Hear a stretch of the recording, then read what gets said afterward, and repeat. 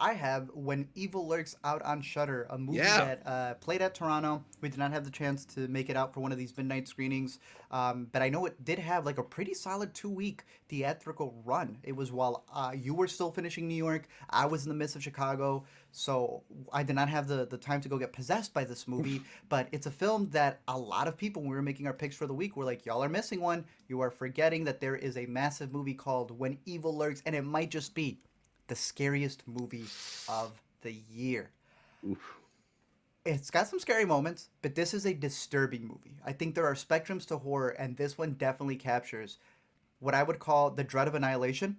This idea of like something spreading from people, and while you have those themes of like what are these characters carrying with them. Here in particular, it's a father who's got a lot of baggage. He's trying to outrun his demons, and then really Mm. trying to outrun these demons. But like Annihilation, the director really shouted out The Wailing. I'm missing another one. I had a third one that I was trying to mention with this. It is pretty much like a virus movie where while it is demonic possessions, what's happening here is that they find these bodies in the small town that are super bloated, but you can't kill them. I want to say this is Argentinian. In Argentina, they had this really big thing about you can't shoot something with a gun. You have to like personally attack it. Like, you have to kill it one on one. If not, it starts spreading. And it becomes this thing where it's like it can get on someone's clothes, it can get on the Mm. animals, it can get on anything. So you don't really know what's causing it to spread. It's almost like very COVID-ish, kind of, but it doesn't like super lean in that it feels like it's talking about that. It very much feels like a movie that's taking the idea of how do bad ideas spread and making it like a possession horror where it's not religious. And this is something that I went back to watch because the director, Demian, had done this movie called Terrified. It had been on my watch list for the longest time, so I finally get to log it in here. This is the more like this movie breaks down the ideas that he has going on in uh,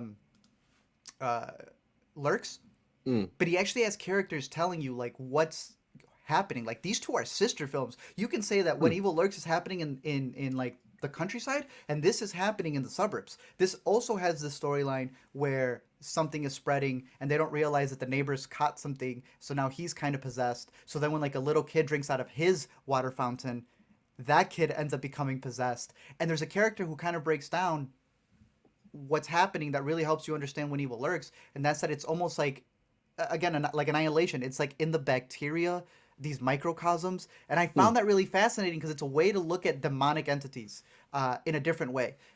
We keep bringing up Exorcist Believer, but like that was a movie that wanted to do something different, forgetting you already have that lore established there. It's a very Catholic movie.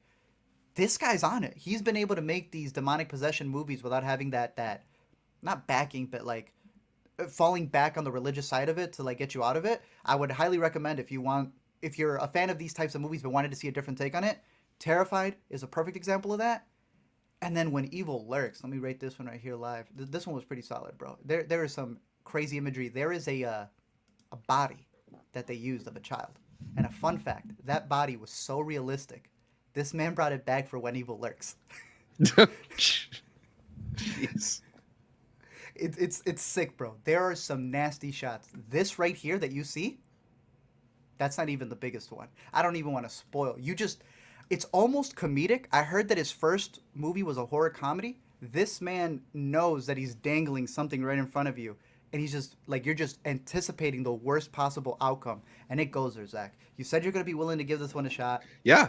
I warned you with it. I It is gotta watch very something gruesome. for Halloween tomorrow, so Well, I this is guess a this is the one. perfect Halloween watch. I can't say it's my favorite horror of the year, and we've had a big spectrum of horror. Obviously, this definitely is for those people who want to watch something very disturbing. I think the take on Possession, to a degree, is really interesting. I'm very curious to catch up on his other works because it very much seems like they all speak to each other.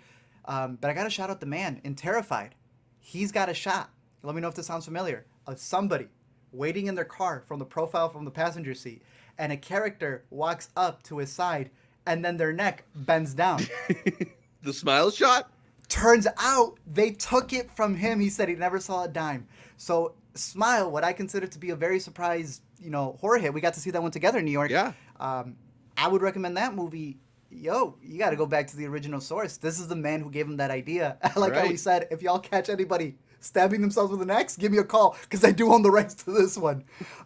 Terrified. He's looking to make a sequel for that one. They said Cool. Guillermo del Toro is trying to make a remake, an English remake to that movie. Oh, all right. So catch up on this guy. This guy definitely is a horror director to look out for. And yeah, I'd recommend When Evil Lurks. Very disturbing movie, but it's out on Shudder. I think we both responded pretty strongly to Talk to Me earlier this year from the Philippou brothers, which is also a pretty like sadistic, twisted horror film. Does this one have it beat, at least in the sadism category? Yeah, no, by a lot. That one's all the way over there, Zach. Oh, But in jeez. terms of like the characters and the stories, yeah, this one definitely has some characters that you question a little bit. But in terms of the script, you're like, okay, yeah, you're kind of like a broken character. It isn't until the second half where you're like, okay, what are we doing here? On a relaunch, you do notice some backstory, especially because the two leads are brothers. You're following the main guy, but you notice the brother's got his own secrets as well, and you start learning more about the main guy. I think it loses it a little bit in the second half, story-wise, but it never loses it in terms of the gore. It just gets nastier and nastier and nastier. But Talk to Me, I think When Evil Lurks fans will definitely argue with you that this is the better movie. I'm sticking with Talk to Me. To me, that just shows you that we've got a pretty solid year of horror. Nice. And the one thing we can agree, whether you have a different take on this one or Talk to Me or whatever your favorite horror is that it shouldn't be Five Nights at Freddy's.